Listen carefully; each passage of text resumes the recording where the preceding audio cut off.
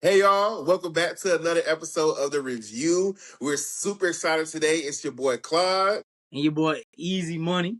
And then we're sitting here for episode number 4 every Monday at 6 p.m. Make sure you check us out. So, with that being said, let's get right into it. Super Bowl 60. Yeah, That just happened, bro.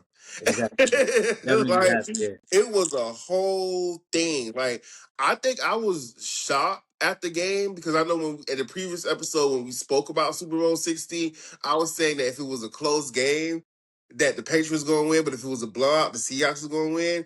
And my God, the Seahawks, Yeah. they won. And They you won. was definitely right about the defense being a major factor. Drake May got his ass beat up during that game. So just to go immediate reactions, what's the first thing coming to thought after watching Super Bowl 60? Hey man, first thing I kind of thought, man, was thank you, man. Thank you guys. Thanks Seahawks Nation.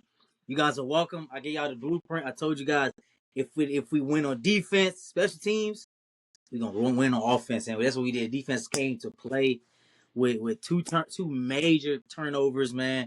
Got hit in the mouth, very physical game. Secondary played the lights out. Stephon Diggs and them. Um But hey, guys, man, like Seahawks, you guys did a great job. Congratulations on your win, Super Bowl history. And another thing, Clyde, we gotta give it light. Sam Darnold, man, congratulations, perfect game, no turnovers. So Oh yeah, we're yeah, gonna get into that yep, because I guess the question is like what went wrong and what went right. So let's dive right into the yeah. breakdown. Let's go. And let's start with your boy Sam Darnold. So this was a very clean game for him. Like you said, he had 0 turnovers.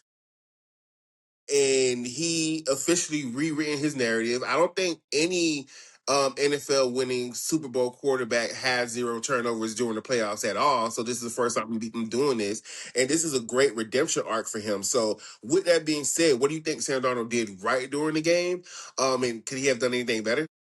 Sam Darnold took the easy throws, Clyde. Sam Darnold made the right throw at the right time, Clyde. There were some times where like he tried to force the ball or put the ball in a tight window.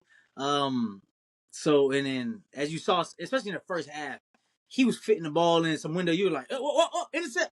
Okay. Intercept. Okay. Oh, okay. So great decisions made. He ran the ball, Clyde. Like I told you before in the last episode, they need to establish a run.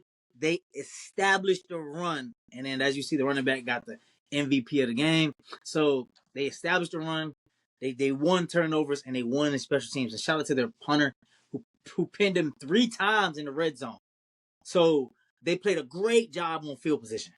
So good job on that punter as well. Yeah, I mean, I like picking back off what you just said. Like Sam Darnold to me did a great job. This game could have been a serious blowout if it wasn't for the Patriots defense. Shout out to Gonzalez, Oh who yeah. got 2 clear touchdowns, and so that's the only thing I would say to be a little bit negative on because I think this game could have been put away a long time ago, and that the Patriots defense helped fight. I think Sam Darnold did what he had to do. You don't have to be Superman every time to be a great quarterback, in my opinion. Like, you have sometimes need a quarterback that can do the job and get it done. If you have a good running game, you have a good short passes and a good offensive line, like you could win this game like that. I think the criticism on Sam Darnold is unwarranted in this aspect because I think a lot of people expect Patrick Mahomes 4 minutes left, throw a 50-yard touchdown. And it don't need to be that, especially when you got a team that's there. And so what are your thoughts on saying that you could have plugged in any quarterback and they would have had a successful Super Bowl and that it's really the running back and the defense and the offensive line that won it? Claude, like you said, man, Claude, like this team, they did everything together. Like I'm not gonna say, any quarterback could have done that. No, man. Like, Sam Darnold has won their trust. Sam Darnold is the guy. You feel what I'm saying, Claude? So I'm not gonna listen. History is made. Sam Darnold is now a Super Bowl quarterback. The main question is, it's the guy that was drafted in this class. Can they win one? The guys in this class, can they win one? That's it. Sam Darnold has done it, man. Sam Darnold last year did it. You know what I'm saying? Last year he didn't win the 14 Super and Bowl. 3. Oh, who that was? You see that one? Last year with Minnesota, they had a 14 great and 3, yeah. great season. This year, all he does is solidifying that who he is, man. Sam Darnold is a winner. He is a winner. Cause you know, let me tell you, let me ask you a question, Cause you know, like back, like back in high school, that little funny looking girl. Yeah, you know what I'm saying? And then No. she grow up as an adult. Yeah, She yeah. grew up in a grown man, in a grown lady body. Sam Darnold is in a grown man body right now, man. That's all Okay. he in his grown man body. Yeah, I mean, and I wholeheartedly agree. I think how the locker room feels about Sam Darnold matters as well. Because with the celebrations they have for the Super Bowl, you see team members defending him on Twitter, defending him in person. One of the team members said, y'all, I love Sam Darnold at a parade, I think. So I think it's just disingenuous to discount his effort into helping win the game because the quarterback, they even if you're in a great team, it's kind of your job to make sure you don't lose a game. Because if he would have threw 5 picks, this could have been a whole different conversation. And the fact that he didn't, I think he deserves more credit than what he's getting. And then it's like now the better question is, what does this mean for the future? Is he viewed as a franchise quarterback? Is he about to get a big payday? Or like how do you think the coaching staff will move forward with him? Because they Seahawks did drafted a quarterback last season. And I believe in the second round, Miro, if I'm not mistaken. the third round, I think third round. Third round, third round. Jalen Miro from Yes. Alabama. Yeah. And Clark, let's not forget, they also have Drew Lock as well on the bench as well. So they got Drew Lock who played for the Broncos probably a couple seasons ago. So Uh, what's the plan? Use them as trading pieces, hold on to um, them, keep Sam Darnold. What do you Clark, think? you know how football is. It's a very aggressive sport. So I think you need to, as good as your starter, your backup got to be good as well. And Jalen Monroe, he needs to be ready. You know what I'm saying? Because Cloud, we don't know. What if like you saw with the Colts, Cloud, what happened with the Colts? Their starting QB went down. You feel what I'm saying? So Yeah. injuries are injury happening, especially in the game we played, the violent game that we play. Injuries happen all the time, Cloud. So I just think like let's not make no subtle moves. We need a QB2 that continue building around the defense, continue building around that offensive line, and continue doing what you do, man. Cause we don't need to change. Yeah. Because, I mean, so is this the start of a dynasty? Are we expecting the Seahawks to be back bigger and better than ever? JSN believes so. Oh yeah, Cloud. Like it's like you say, like JSN said, man, they won the Super Bowl. They won the Super Bowl, but what we know and what we see is it's only a few guys that can make it back to back, or a few guys that can make it within it multiple times in a career. And that's Big Pat Yeah. and Because, Big I mean, Big Tom. yes. And that's what big shoes to follow. Yeah, Yeah, because it's like I'm not too sure. I'm not sure if this is a 1 year magic run or if this was a start of a dynasty. But I do know that they're going to be contenders next year. absolutely. And from what I can see, it looks like everyone is due to come back, and they have some amazing cap space to even pick up some new players if they Oh yeah, wanted to. yeah, Um, man. Yeah. and so, if you had a crystal ball and you could predict next year, you think they're coming back to the Super Bowl or a deep playoff run? If you had to predict right now, I think it's gonna be a deep playoff run, man. I think the target on their chest gonna be bigger. You know what I'm saying? I imagine that their schedule's gonna be harder next year. So I believe they're gonna be a playoff contender team. Do I think they're gonna go to the chip next year? We don't know, Clyde. But if I had to see in my future, Clyde, I don't think so, man. You already know, the team I'm going with, Clyde. Come on, man. You know Carolina. Carolina, keep pounding, baby. Keep pounding, Carolina. Keep pounding. you better keep on dreaming. Me personally, I think that there's potential because looking at the landscape now, it's like the defense of the Seahawks is legendary, and if everybody comes back, it's hard for me not to see them to at least do a deep playoff run. Would they be back to the Super Bowl again? I mean, at the start of this season, nobody could predict what would happen. And I guess the question would be, will the heavy hitters be in good standing? Will Patrick Mahomes come back good? Will Josh Allen learn from his playoff mistake? Lamar Jackson has a new head coach. Does that change the dynamics for the Ravens? So I think there's a lot of key factors at play to see, but I'm assuming that from here on out, for at least the next 5 years, it's going to be a Seahawk world we're living in. Oh yeah, absolutely. All right, so what does the loss mean for Drake May? So at this game, Drake May got hot towards the end of the game, 295 yards, two TDs, but two costly interceptions. Was this moment too big? What was the growing pains that they probably missed out on that was exposed at the Super Bowl? How does this impact his trajectory? And is this something that he grows from, or is something that lingers? Drake May is also a sophomore in the biggest game of probably his career. If he never to go, he never goes back to the Super Bowl. Claude, like I don't think, like I told you in the last episode, this was a game for Drake May and the offensive coordinator. I think those two together wins the game. I think they did some adjustments late. They picked up on blitzes. Everything was just late. You know what I'm saying? I feel like in the first quarter they were able to, or the first half they were able to stop the bleeding. It would have been a whole different game. You feel what I'm saying, Clark? So I feel like they didn't address the blitz. They didn't address the combos. It was a lot they didn't address. And Clark, like you saw, they didn't get their ball to their best players. You know what I'm saying? Stephon Diggs wanted the ball early. They couldn't get it to him. They got it to him in the first half on the screen, but Stephon Diggs need more. Stephon Diggs needs about 8 catches a game to start. You know, it's just to start getting into Yeah, give Stephon him Diggs' 20 bag. targets. Like, yeah. Yeah, you know what I'm saying? So but as far as his career and his legacy, Clyde, this is a start to his legacy. And Clyde, I believe, Clyde, it's two things that can come out of this legacy. It's either he's gonna melt or that pressure is gonna build a diamond, man. So hey, Drake May, man, continue doing what you do, man. Hopefully we see Drake May name again as a Super Bowl contender. Or Clyde, we never see Drake May again. Hey, that's the reality. I mean, this game was very interesting for me. I was rooting for the Patriots Mm-hmm. because I'm a fan of Stephon Diggs, Yep. but their run game was non-existent. And I think the problem is once you realize that the run game is not happening, you got to take deep ball throw risk. And I think they decided to go into throwing the ball more in the second quarter, and that's when he got the 2 picks. But he did score 2 touchdowns, and it looked like a comeback was going to happen, but it wasn't. I think the opening drive of the game, it was very clear what was about to happen.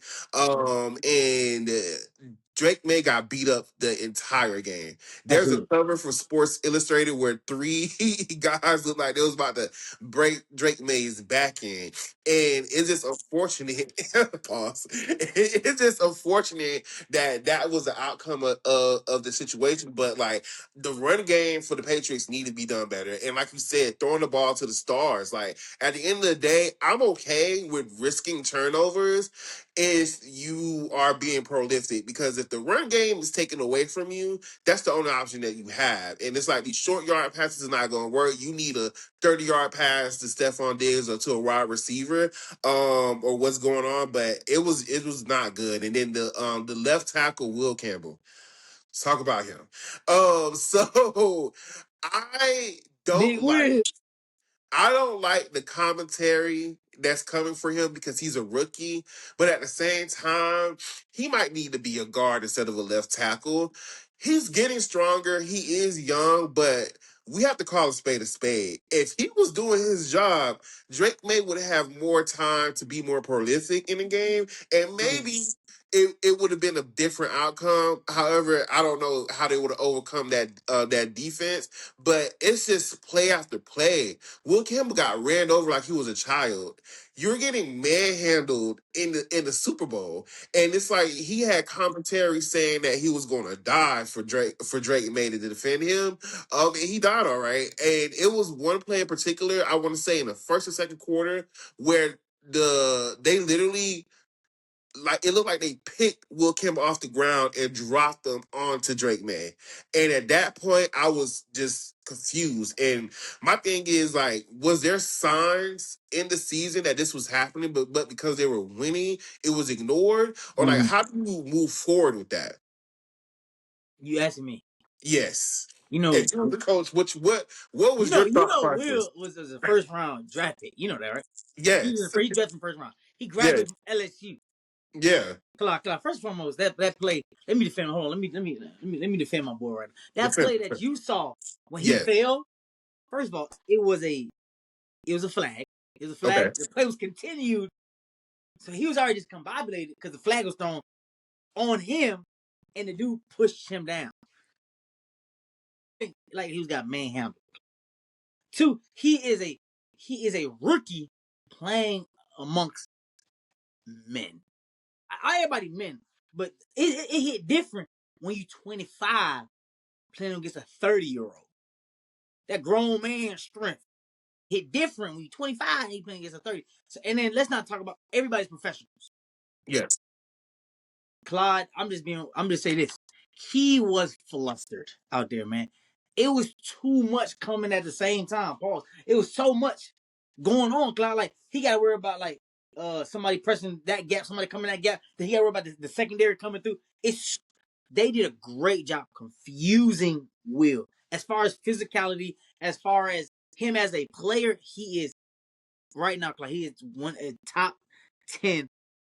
He's in the top 10 offensive lines because he was drafted a top 10 player, top 10 when he was drafted in the first round. So that you can't tell me a guy who was drafted in the first round is a bum. You can't say that. It's not a sixth round guy. It's not a seventh round guy. A first round guy who made. We're not going to define his whole rookie career True. on Awful. one Super Bowl game, man. Yeah, snap down. Yeah, so I mean, and I hold that sentiment as well. I just think that some people are going too hard on him, but I do think some criticism is fair. Thank God he was a first round pick because if he wasn't, that would have been probably the last game he ever played. And it's going to take probably a lot of work for him off season to refigure what to do. And I wonder what the coaching staff is going to do to try to prepare him more or better. But like after the game, apparently he wasn't speaking to reporters. He was crying and there was criticism about that.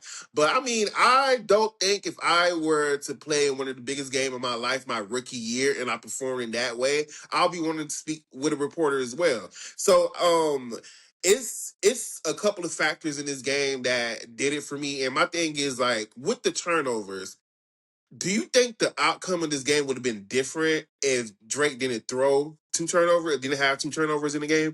No, Claude. No. Because reason why it wouldn't been different because they couldn't run the ball. The conference would have been different if they established a run game, that could have changed the narrative of the game, but they couldn't run the ball, Claude. So like Claude, it's throwing the ball against one of the best secondaries in the NFL, and you have to throw the ball. Claude, they've taken you and they only made you do one thing. The only thing you can do is throw the ball. We're gonna allow you to do. And if Yeah. you can't run the ball, only thing, Claude, what you expect to happen? You know what I'm saying? This kid who's his receiving core is actually really good. But again, he's a sophomore kid going against some of the best defense in college in the NFL. You're not wrong. I mean, and then my takeaway for Drake May is, like you said, pressure makes diamonds. And Mm-hmm. he's reached a milestone that some people haven't reached in a 10-year career. Mm-hmm. So being to the Super Bowl your second year, knowing what the spotlight looks like, knowing what it demands, knowing what it takes, I think is a great start to the career. Obviously, it didn't end the way he wanted it to end, but I mean, at some point it looked like they was going to have a comeback. So there's some positives to take away from it. I think if they retool that offensive line, they could come back even stronger next year. Now, the whole debate on they're not going to win 5 or 6 games next year is going to be interesting because this a continuous conversation about them having an easy schedule, and this year was as a fluke year. I'm interested to see how that's going to go because Drake May, with how they played, was second in MVP voting, and he almost had it. Yeah. over Matthew Stafford. So I don't know if you take one game to take that away from him, but I'm interested to see what season 2 going to bring. So if you had a crystal ball, you had to predict how the Patriots will perform next year. Playoff run, 5-6 game wins, back to the Super Bowl. What do you think? With every team amping up, so hopefully they're amping up their roster with the draft that's coming up. I believe, and I'm probably 80% right.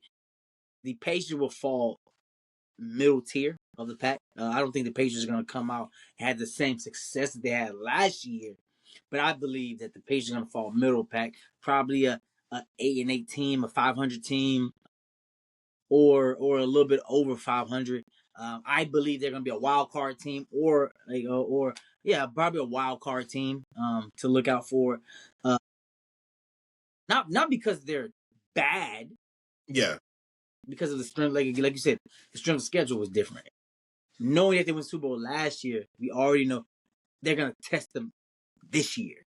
So I expect their schedule to be harder, and let's see what Drake May has. And if Drake May can establish, if they can do the same, have the same success they had last year to next year, Claude, we're looking at a team that is possibly could go to the Super Bowl.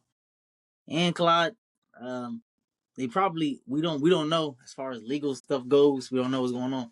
They may not have Big Your Boy Diggs. Yeah, that's another that's another piece of the puzzle. Well, hopefully he figures that out. All right, so before we end the Super Bowl conversation, we gotta give a shout out to the defense. Like the Seahawks forced 3 turnovers. They were dominant in this entire game. Patriots defense was really good too. What are your takeaways from the defensive approach from coaching and just the players, and how do you feel about them? That defense coordinator nigga, he getting whatever he getting paid, he need to get a little extra. Double You know what I'm saying? He need a little extra because like, he put together a clinic. How to stop him, stop him, when to blitz, when to bring 3, when to bring 4. He did a great job, and that defense, Claude, played a great game. D line did their thing. The linebackers moving and shaking and playing a good football. Secondary doing an amazing job, man. But man, Claude, like you said, the defense did a great job. Don't forget. Shout out to that boy Gonzalez, man. He played lights out football. I don't want to point out, football's a team thing, but it's some individuals that stick out like a sore thumb. Gonzalez was one of those guys that, man, For sure. he was in. And then Claude, I gotta give a special shout out to that punter, man. And Yeah. Seahawks punter did a great job pinning them in the red zone.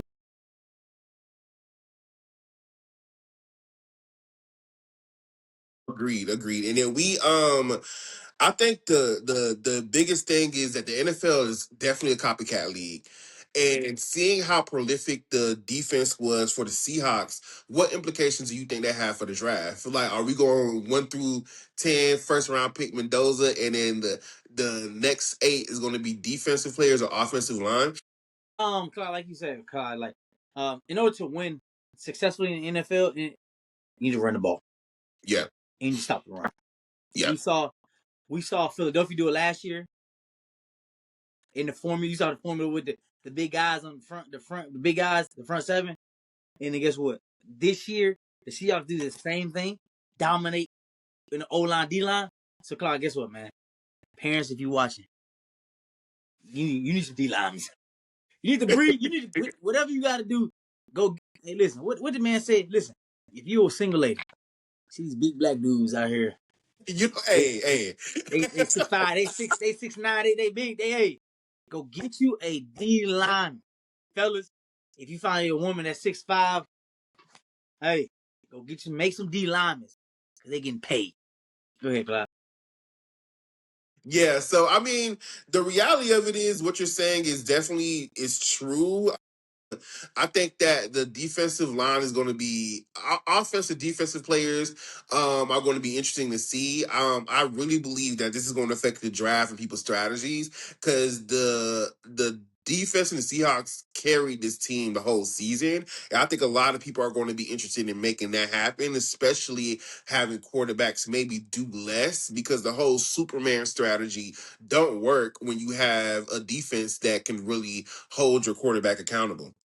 All right, so that's it for the Super Bowl talk. Let's get into basketball. Mm-hmm. The Lakers, LeBron James. LeBron James made a statement where he says that he don't think the Lakers is a championship team. Currently they're ranked 5 in the Western Conference. Do you think they're contenders in their territory? Do you think that the defense have consistent issues? Was the trade deadline worth it, or we still need to wait and see? Is the championship window closing? Claude, I believe the Lakers are an exciting team. Yeah. When they burning, the fire is hot. But also, Claude, when it comes to playoffs and deep runs in playoffs, they don't have that bandwidth to to give you a deep playoff run. Do I think they're gonna come in? Are they playoff contenders? Possibly. But with the bench and with their starters, Claude, I don't believe they can give us a playoff run, like a deep playoff run. And that's why I feel about LeBron. LeBron isn't saying that like my team sucks. He's just saying we can't win a chip. There are other teams out here that they're not better than us, but they have longevity. They can play 7 games. Can the Lakers give us 7 games? Go your thoughts, Clyde. And that's your team. Wow. Go That's ahead, my Clyde. team. I think that it's unfortunate. I think that we don't know, and we're about to get into this in a second, when LeBron's staying or if LeBron is leaving. And I think he really wants to win a championship this year. And I think that after this year, we're gonna have to really do an analysis on if Luka Doncic was worth the hype.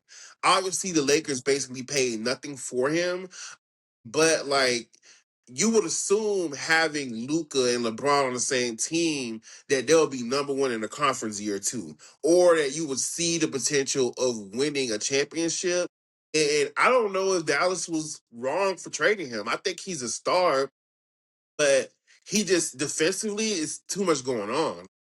At LeBron James at that age was a dual threat and was a big decision maker or factor on his team. And Luca being 25, 26, that's not the same energy he's giving as if it was a LeBron. And so I have deep concerns on defensive wise, can they even make a run? And then we've already started the season with multiple injuries. Luca out, AR out, LeBron out. And it's like we're about to enter into March territory, and then we need a run from March to April to get correct seating for the playoffs. It's just disappointing, and I'm viewing this season as like it can be a bust. And then if it is a bust this year, I don't know what would next year look like. Last year they won 50 games. Right now they're at 34 wins. And so it's like, what is a success? Do they need to win 60 games, 70? Is that even still on the table? And so I don't see it. And then with LeBron James making that statement, I'm a little concerned. And I know they just traded for a center, so we gotta wait and see what the impact of Mm-hmm. that's going to be. But I'm not too sure on that. Okay, Clyde.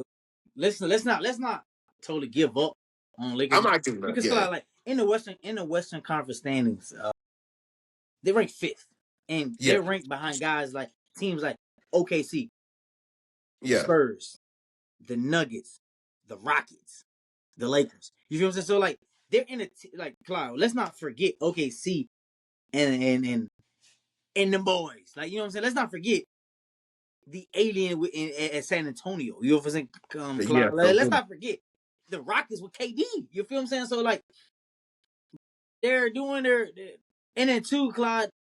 If the playoffs were today, they sit in a decent seed where they're not playing the big dogs. You know what I'm saying? They sit in that seed where like we can coast through and then and potentially make the chip. But like you said, LeBron doesn't feel like this team could probably this a championship team because LeBron knows what championship team looks like. You know what I'm saying? That's it very well. Yeah. Yeah, so I mean, we'll definitely look into that and we'll break that down further the season. We get into the season, but I'm a little nervous, not gonna lie. Speaking of that, let's talk about LeBron James specifically and his legacy. Let's check in on that real quick. The longevity at his age is crazy. He's still performing at an elite level. Where does this season rank in late career greatness? Is he carrying too much of the load? Um, is this the final chapter? Is he chasing another ring or building his legacy stats? Claude, right now, I just want to say his legacy is already cemented. We're not watching LeBron James do something different. We're a part of history. You know what I'm saying, Claude? There's nothing. If LeBron James goes wins another championship, that don't solidify that he's one of the goats of our time. If LeBron James don't win just walks away from the game, but again, Claude, his impact is already done. Claude, it's like when they go step on the moon, that first print foot, that's LeBron James' footprint. You know what I'm saying, Clark? We can't go back and sweep that foot up, man. Come on, LeBron James. LeBron James' career is cemented in history, bro. LeBron James is probably the same boat Martin Luther King. You know what I'm saying? Stuff like that. You know what I'm saying? Yeah. I think that it's like it's crazy. Like I feel like he's still performing well. This last week he had a triple double, first triple double in his age group of this season, and he's the oldest person to achieve a triple double. I think around the time when people are retiring in the league, they're not performing well. LeBron James is still very productive. And I know during playoff time, he's going to turn it on. Me as a fan personally, I would love for him to get another ring before he checks out. I would love that. I think that would be the great way to end this chapter of the LeBron James legacy. But is it possible? I'm not sure. Like, I mean, right now, him existing is just is building stats. Like him just being there is getting his stats up because everything he do from this point forward is the oldest person to ever achieve it.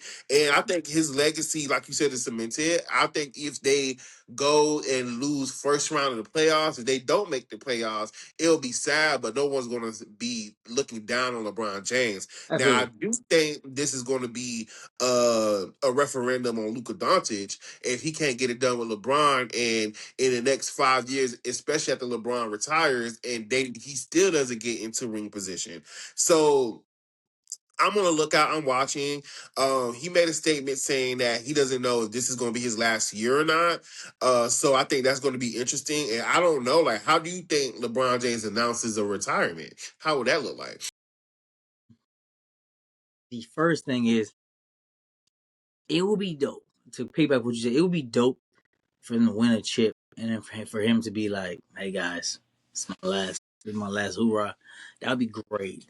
But the way that the way that like, for example, how Phoenix moved, not Phoenix, how the Timberwolves are going, and how the Rockets are moving, and OKC. Do I see them going to the chip? I don't. God, it'll take a miracle for them to get there.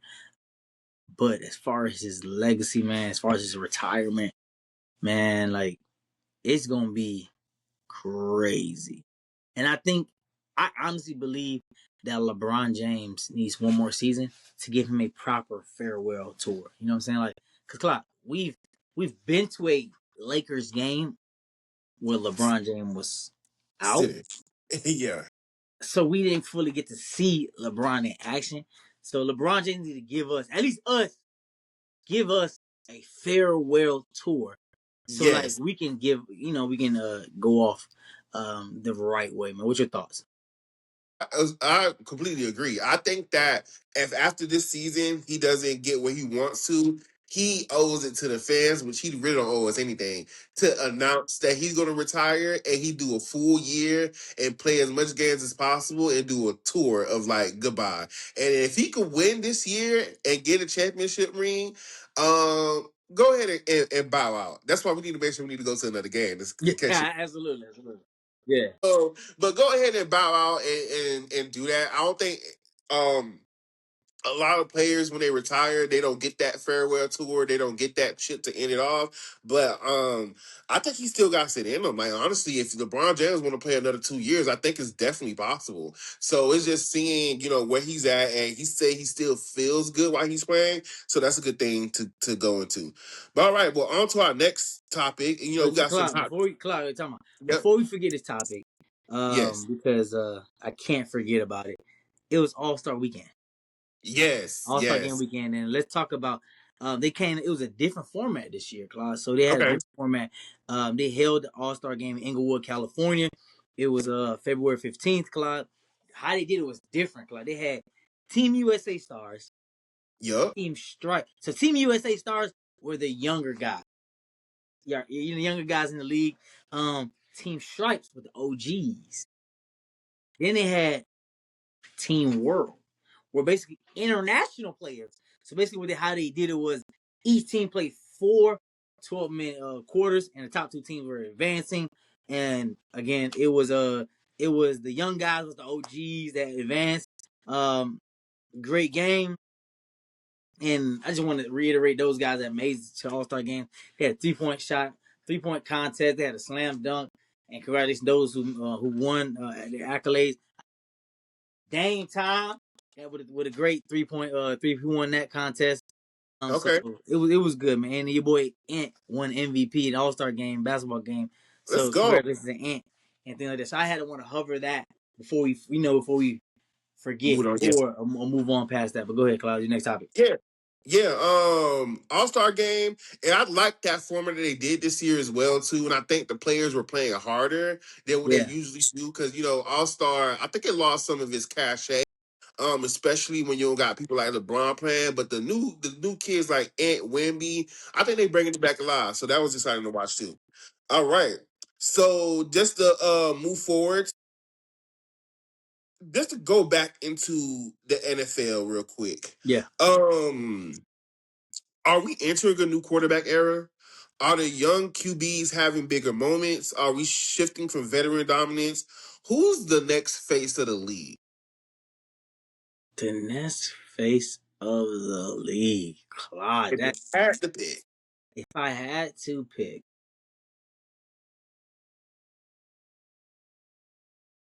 face of the league, um, I got a question for you. Who was the face of the league this year? Okay, so to be honest, I think who had the most buzz this year and talked about the most this year from the rookie class, you have to give it to Shador. Okay. Now he's gonna need some generational runs and some playoff victories and some Super Bowl nods to become the face. But who's more propped up if they're successful to be the face? Definitely Shador.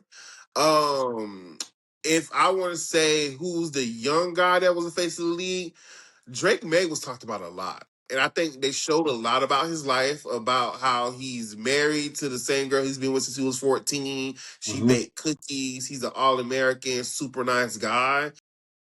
So, honestly, as of today, if I had to say who was going to be the next face, based off of that, it would probably be Drake May or Shador. Who has potential to be the next face?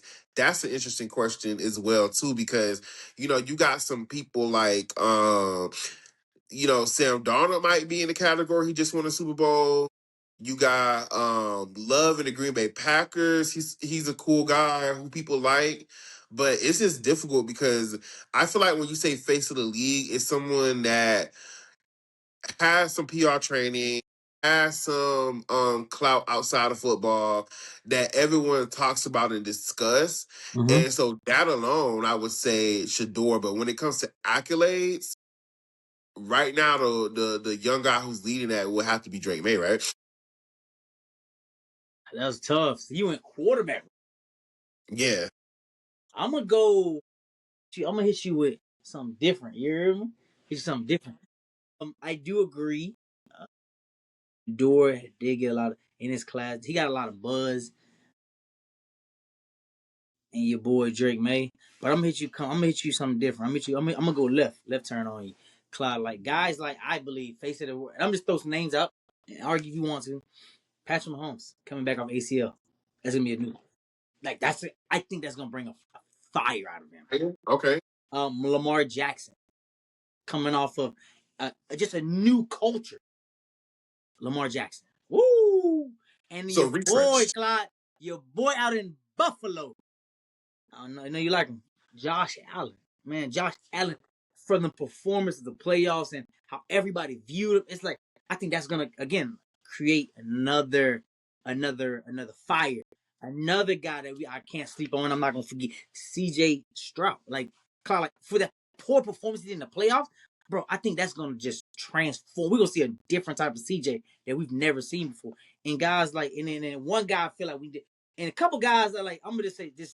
These are the guys. Those guys I said prior to were guys I feel like has potential to make has potential. But the one I like, who could possibly be a great face of this league,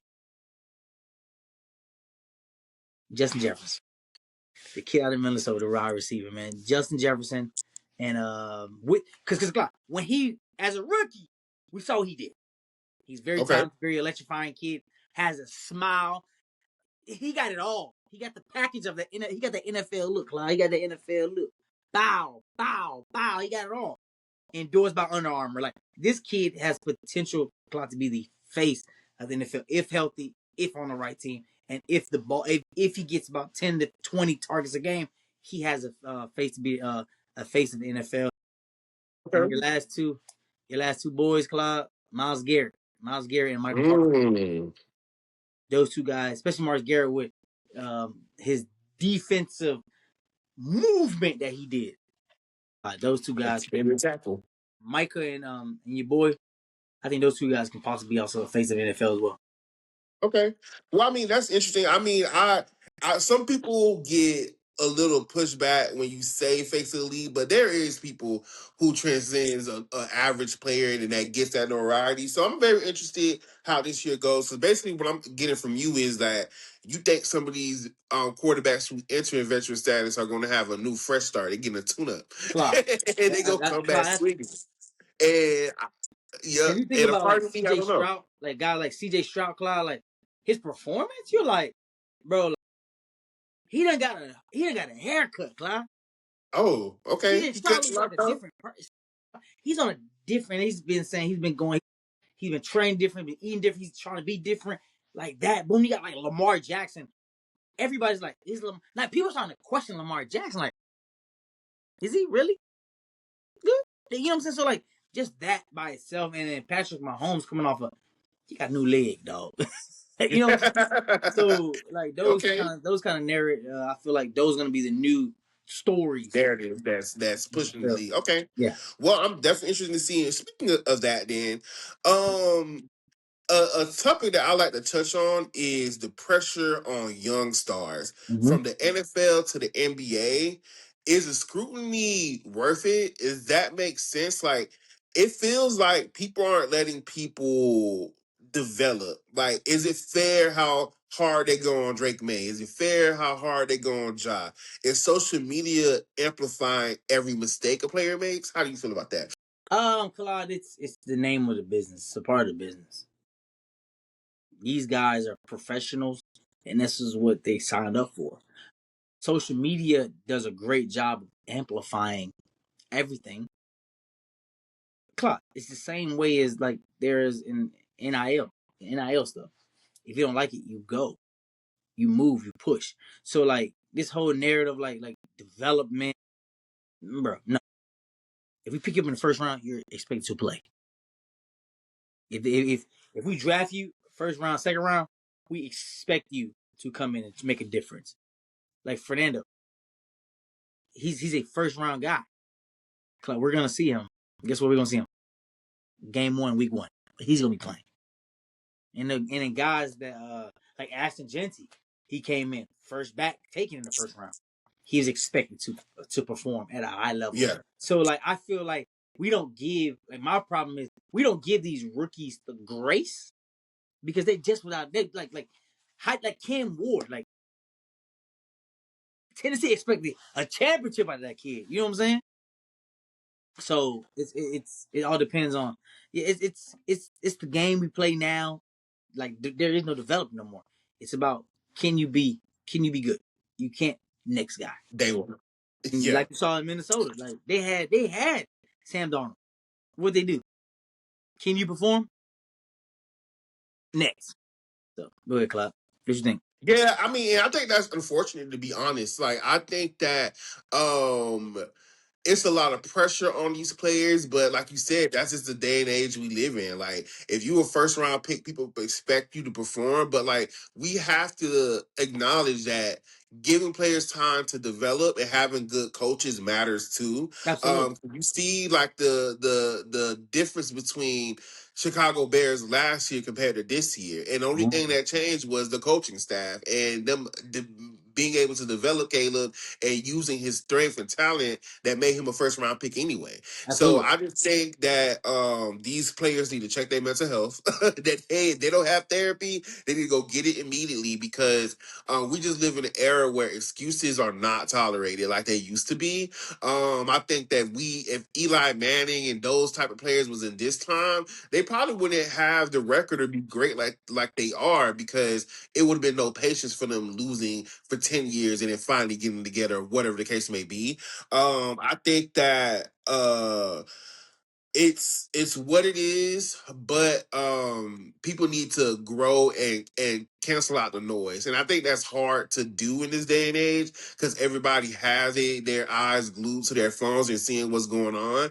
But it's like you can't be a player who wants to ascend to be great and you're following every word that everyone says on social media Yeah. because that affects you. And obviously I haven't played on that level, so I'm not sure on that, but I know, like, if I'm hearing negative comments every day or every time from people, that might not be best for me to be productive at my job or what I Mm-hmm. do. So I just think that the criticism is tough, and like you said, it's the job you signed up for. And is it justified in some aspects?